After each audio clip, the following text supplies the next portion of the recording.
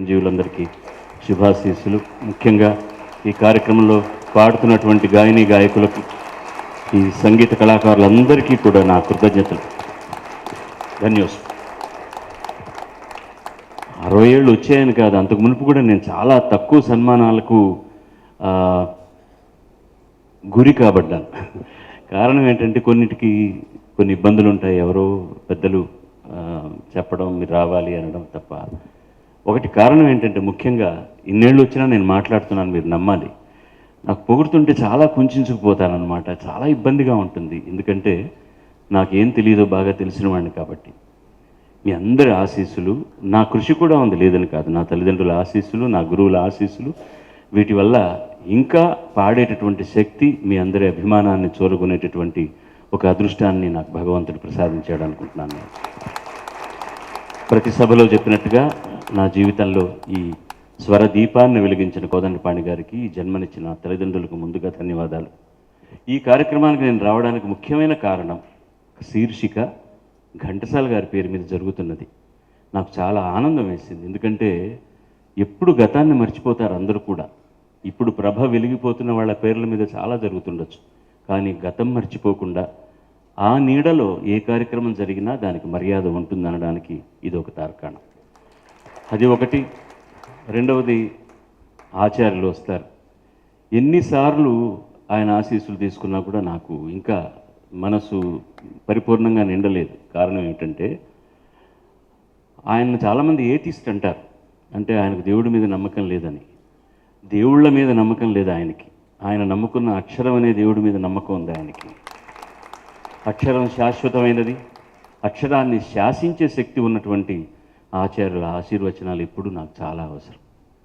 మరొక మిత్రులు రమణమూర్తి గారు, ఆయన ఏమేం చేయదలుచుకున్నారు, ఏం చేస్తున్నారు చాలా చెప్పారు. ఎక్కువసార్లు నేను ఆయన మందలిస్తూ ఉంటాను. కేవలం నాకు వయసులో పెద్దవాడైనా కూడా నాకు నచ్చంది నిష్కపటంగా చెప్పడం అలవాటు. ఆవేశపడతాడు అప్పుడప్పుడు, అంతేగాని మనసు చాలా మంచిది. ఈ ఆవేశం వల్లే ఆరోగ్యాన్ని కూడా ఆయన పాడు చేసుకుంటున్నాడు, అది కూడా చూసుకోవాలి. ఈ సందర్భంలో ఆయనకు నేను చేసే చిన్న వినతి, మెట్రో వస్తుందని ఘంటసాల విగ్రహాన్ని అక్కడి నుంచి తీసి లోపల పెట్టారు, కానీ ఆ ప్లేస్ బాగలేదు రమణమూర్తి గారు. మన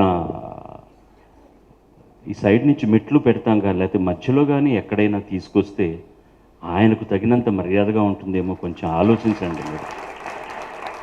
మరి మెడ్రాస్ పానగల్ పార్క్లో నాగయ్య గారి విగ్రహం ఎక్కడో మూల పెట్టినట్టు అని అనిపించిందని నాకు బాధ వేసింది. దాన్ని కొంచెం ముందుకు, ఇంతకుముందు ఉన్న చోట చక్కగా ఘంటసాల కళావేదిక అని అక్కడ ఎన్నో కార్యక్రమాలు జరిగేవి. ఇప్పుడు ఇక్కడ చేయడానికి కూడా కష్టం అవుతుంది. కనీసం ఒక చిన్న ఐలాండ్ లాగా తయారు చేసి అక్కడ పెడితే ముందు మెట్లెక్కి లోపలికి వెళ్ళే వాళ్ళందరూ కూడా ముందు దండం పెట్టుకుని లోపలికి వెళ్తారు. అది చేయగలిగితే బాగుంటుంది. మీరు చేయగలరు, దయచేసి చేయండి. నేను కూడా ఎవరినన్నా వచ్చి కలిసి కాళ్ళు చేతులు పట్టుకోవాలంటే, గడ్డం పట్టుకోవాలన్నా తప్పకుండా పట్టుకుంటాను. అది సభాముఖంగా మీకు మనవి చేస్తున్నాను. ఈ పాట ఎవరి సొంతం అండి? ఇది బాలు పాటల ఏదో యాగం చేస్తున్నట్టుగా అని అన్నారు, కానీ పాట ఎవరి సొంతం కాదు. పాట అందరికీ సొంతమైంది. పాట మన జీవితంలో చాలా ముఖ్యమైన.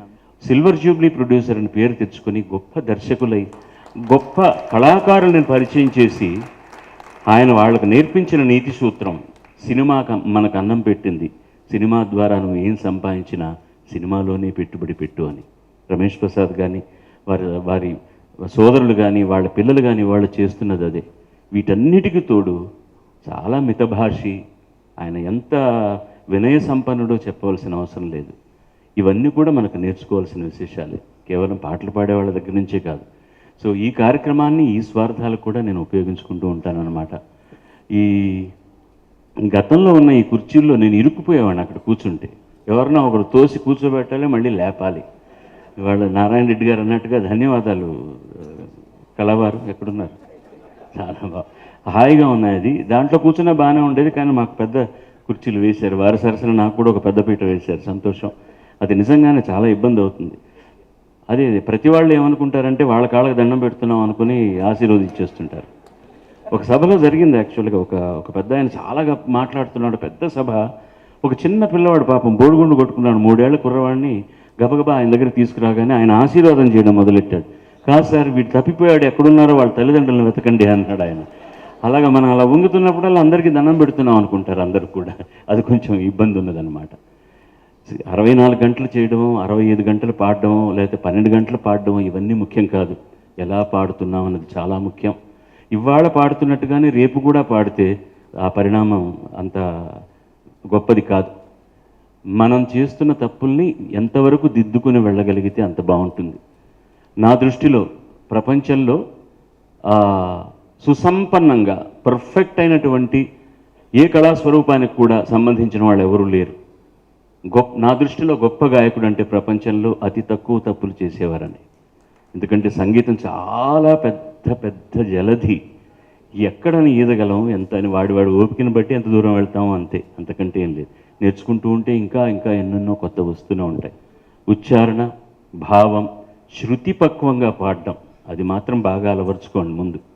చాలామంది ఆ శృతి పట్ల ఎక్కువగా ధ్యానం ఉంచట్లేదు, ఉచ్చారణ పట్ల కూడా ఉంచట్లేదు. తెలియకపోతే తెలిసిన వాడిని అడిగి తెలుసుకోండి. దయచేసి ఒకసారి చేసిన తప్పును మళ్ళీ చేయకండి. అప్పుడే మనం తప్పుల్ని ఇంకా తక్కువ చేసుకుంటూ వెళ్తాం.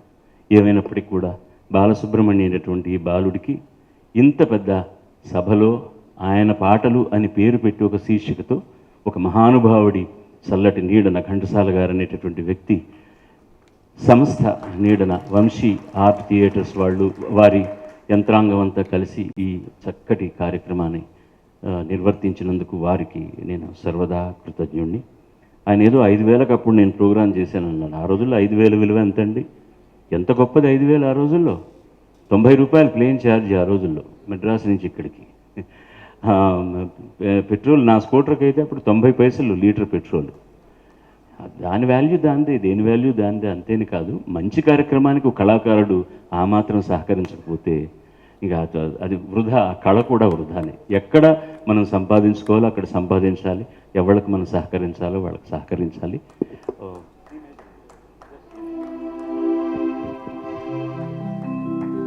ఏ పారిజాతం ములియగలను సఖీ, గిరిమల్లియలు తప్ప గరిక పూలు తప్ప. ఏ పారిజాతం ములియగలను సఖీ,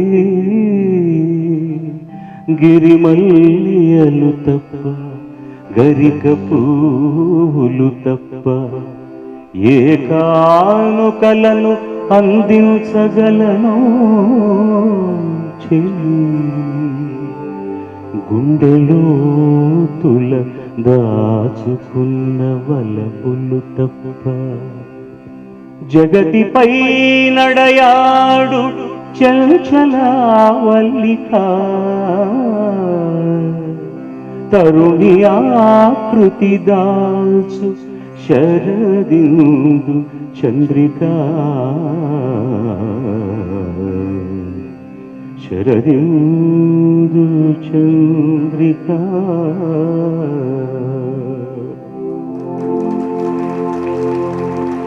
కలువ పూల చెంత చేరి కైమోడుపు సేతును, నా కలికి మిన్న కన్నులలో కలకలమని విరియాలని, మబ్బులతో ఒక మారు మనవి చేసి కొందును. నా అంగన ఫలాంగణమున ముంగురులై కదలాలని, చుక్కలతో ఒక్కసారి సూచింతును నా ప్రేయసి నల్లని వాల్జడ సందులా, మల్లియలై మొలవాలని. పూర్ణ సుధాకర బింబం మునకు వినతి సేతును,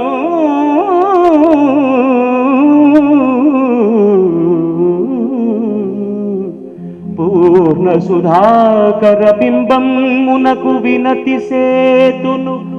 నా బ్రతికి ముఖబింబమై కళలు దిద్దుకోవాలని ప్రకృతి ముందు చేతులెత్తి ప్రార్థితును కడసారిగా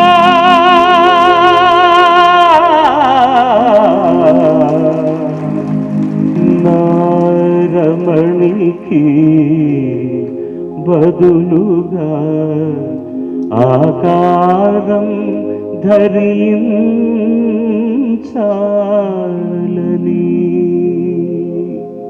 ఇంత అద్భుతమైన వీటిని ఏమన్నా గజల్స్ అనాలా, పాటలు అనాలా, గేయాలు అన్నారా రాసి నాకు ఇచ్చినటువంటి మహానుభావుడికి మరొక్కసారి దండం పెట్టుకుంటూ పాటను అంత అందంగా స్వరపరిచినటువంటి మహదేవన్ గారికి, పుహళేందు గారికి నమస్కరిస్తూ ఇవాళ సరిగ్గా సహకరించాడు ఆ చిరంజీవికి. కరెక్ట్గా రెండో కప్లెట్కి వచ్చేసరికి ఎంత ఏ శృతి ఇవ్వాలో తెలిసింది. చాలా సంతోషంగా ఉందండి. మీ అందరి అభిమానాలు ఇలాగే ఉంచండి. సర్వే జన సుజనా భవంతు, సర్వే సుజనా సుఖినో భవంతు. ఇంకెవరన్నా మణిశాస్త్రి గారు, ఈవిడ పాటలన్నీ సెలెక్ట్ చేసి నాకు ప్రతిరోజు మెయిల్స్ పంపించారు. అమ్మ నాకెందుకు పంపిస్తున్నావు తల్లి, మీకు నాకంటే ఎక్కువ తెలుసు, నాకు గుర్తుండదు పాటలు కూడాను. నిన్న మద్రాసులో ఒక తమిళ అసోసియేషన్కి ఒక కార్యక్రమం చేస్తున్నాం. నేను, నా చెల్లెలు, మా అబ్బాయి పాడాం.